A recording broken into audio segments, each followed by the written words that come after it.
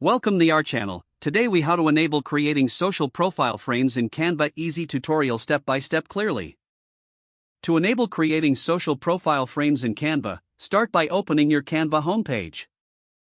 Log into your Canva account using your credentials. Once you're on the homepage, locate the search bar at the top. Type social media into the search bar and hit enter. This will bring up a variety of social media templates. Look for options related to social media frames. Click on any template that piques your interest to start editing. After the template loads, direct your attention to the left sidebar. Select the Elements tab, which is usually represented by a square icon. In the search box within the Elements tab, type Frames and press Enter. A selection of frames will appear for you to choose from. Scroll through the options and select a frame that suits your design needs. Once you've chosen a frame, simply drag it onto your canvas. You can resize and position the frame according to your preference. Now, navigate back to the left sidebar and choose the Text tab. Add text by dragging and dropping a text box onto your design. Customize the font, size, and color of your text to match your frame.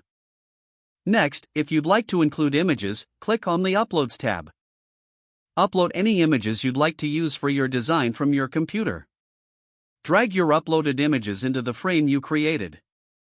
Adjust the images as necessary to ensure they fit perfectly within the frame. Once you're satisfied with your design, click on the Share button in the top right corner. From the drop-down menu, select Download to save your frame design. Choose your preferred file type and quality before downloading. Your new social profile frame is now ready for use. If the page does not load, refresh the browser or try again in a private or incognito window.